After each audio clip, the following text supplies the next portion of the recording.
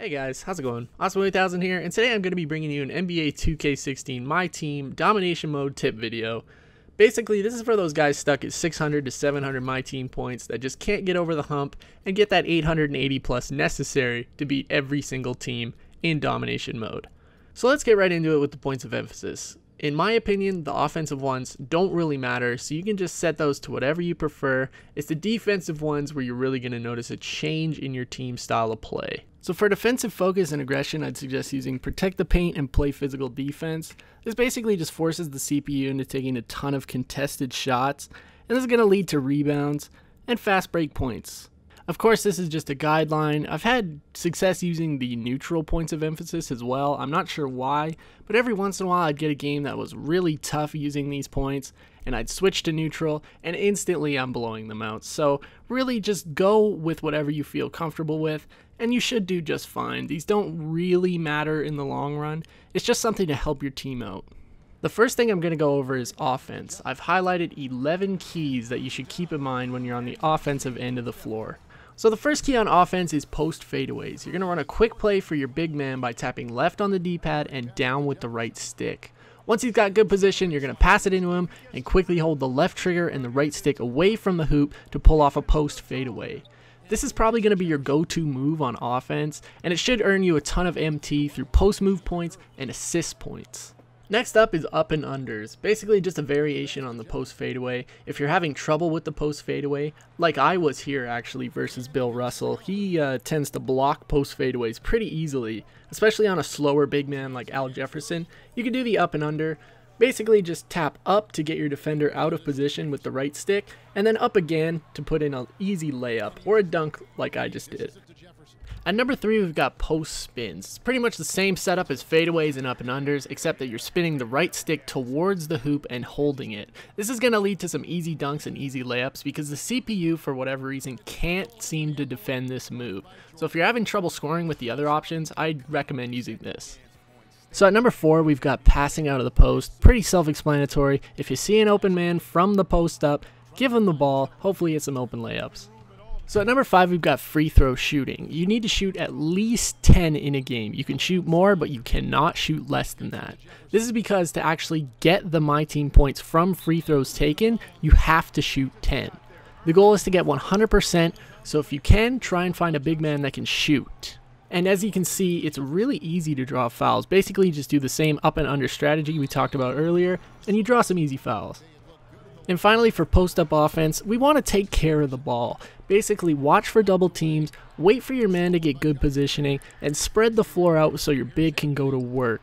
And be sure to take care of the ball underneath the basket. Someone like Michael Jordan or Tim Hardaway Jr. is going to steal that every single time you pump fake. At number 8, we've got transition buckets. Basically, you want to get a hand up, contest that shot, grab the rebound, and push the ball up the floor as fast as you can. You'll notice I'm always looking for the open man. As long as you shoot that thing quick, it should count as a fast break opportunity. It's not always going to be fast break, like here I get to steal with Jason Kidd, but you'll notice I'm always passing. Assists are huge in this game mode.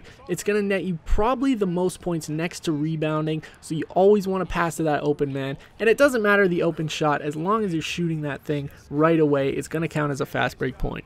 And we want to try and limit our transition mistakes. Here you'll see Carmelo basically misses a wide open dunk. It's because the player in front of him contested the dunk. This year it's so much harder to make these kind of shots. Here you see another close shot missed. It's going to happen. You got to try and limit this by getting in close and taking a layup or an easier shot. At number 10, we've got 3-pointers. The goal is to take 5 per game and shoot 100%. Now, is this going to happen? Most likely not, but realistically, you should shoot for around 3 of 5. That's all you need to take. You don't need to take any more shots. Once you're there, you'll get the My Team points towards your end goal and that total of 880 plus that we're shooting for. And lastly is second chance points. Basically grabbing an offensive board and putting the ball back up. It's going to net you a ton of points. And this one's actually a bit harder to do. There's not really a formula. Basically, you just want to try and switch to your big man under the hoop and try and grab that board. It's not going to happen every single time, but you can do it if you time it right. Next up, we've got defense. Like I was saying earlier, I don't think it's as important, but you should still focus on a few key points, which I've highlighted here. So our first key on defense is forcing the AI into taking bad shots. This is going to be easier or more difficult depending on your 2K skill level, but basically you just want to try and keep your man in front of you, and you'll notice on the ground there or on the floor just below your player's feet there's a meter that fills up to green. That means that the shot is contested, and that's where you want to keep your man at all times. You want to make sure that shot's contested every single time. You'll see here, even on a Michael Jordan fadeaway, which he makes most of the time, I kept it green, which means it's really contested. The AI might make some of these shots, but as long as you're getting a hand up, it's a good contest. And I've found that you want to try and force the CPU into mid-range or three-point shots. These are so much more inconsistent this year. You're not getting three-point cheese, you're not getting mid-range cheese. They're gonna miss open shots, they're gonna miss contested shots especially.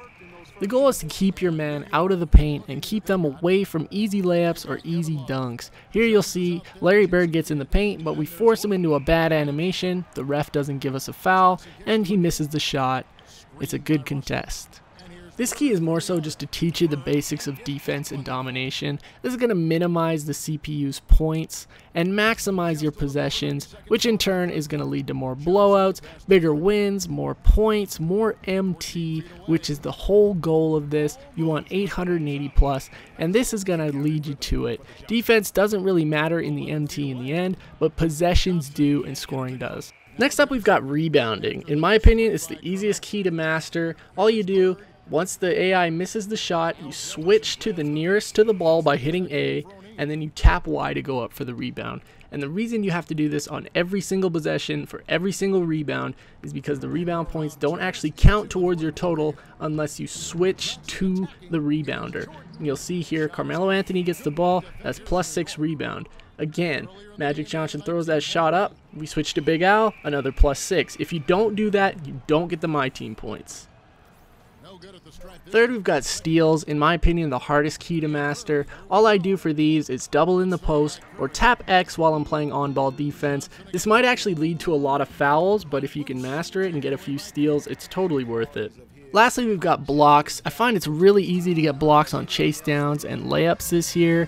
All you do, tap Y, hopefully you get the block and some easy transition buckets out of it. So that's basically it, guys. If you follow these tips, follow those keys, you should be getting 880 plus necessary to complete every single one of these domination mode games. It takes a while, but you can do it. And you'll notice here, points, assists, rebounds, and post scoring are the most important, but those minimums are also important. You can get an extra 100 points from the free throw percentage alone, and another 100 from the 3-point percentage, but that's only if you make 100% of them, which is pretty tough. I only made 25%, but I still got 944. And you'll notice here in the box score that my top scorers are all post players. That's how yours should look as well. You should have a ton of post scoring with a ton of assists. It's going to net you the most points, and it's going to get you that 99 out of 99 stars and that Amethyst Scottie Pippen, the 30 gamer score achievement, 198 problems, and domination is one. Finally completed. This took me quite a long time. It's quite the grind, but if you do 1 or 2 games a night, it's not too bad. Should be finished in a couple weeks. Next up, we just got the packs from the Historic Domination team. You earn a player pack, a jersey pack, and an arena pack every single game. It's a really good way to earn players, but I found that you don't actually get gold players very often. It's really rare that you get a gold player. I think throughout my entire Domination journey, I got Wes Matthews and maybe Kevin Love, but that's about it. The jersey packs and arena packs are kind of useless in my opinion since you can make your own.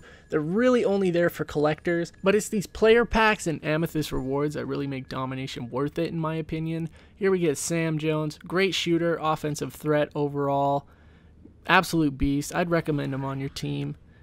And of course, the Amethyst Scottie Pippen, 92 overall, 1994 Scottie Pippen. It's the year Scottie Pippen led the Bulls without Michael Jordan, led his team in pretty much every single statistical category, and he was an MVP candidate. I'm pretty sure he came in second in voting that year. I'm not sure, you'd probably have to look that up.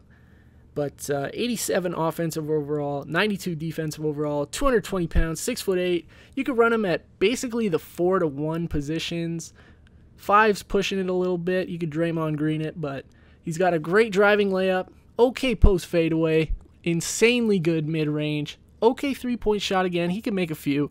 Free throws not great, and his passing and ball control's not great. But that rebound is really good for a small forward. 74 and 61, pretty good for a small forward in my opinion. But it's defense where this Scottie Pippen is really going to shine. 93 steal, 95 defensive consistency, 95 on-ball defense, pick and roll, help defense, low post defense, and dunk too. 90 dunk. He's not the quickest player, but he'll dunk on you if he can get the opportunity. And he's got some good dunk animations too. That's actually one of the things you should be looking out for too, is a good dunk animation. Guys that cock the ball back a lot like a Michael Jordan are going to get blocked a ton. This Scottie Pippen doesn't get blocked very often.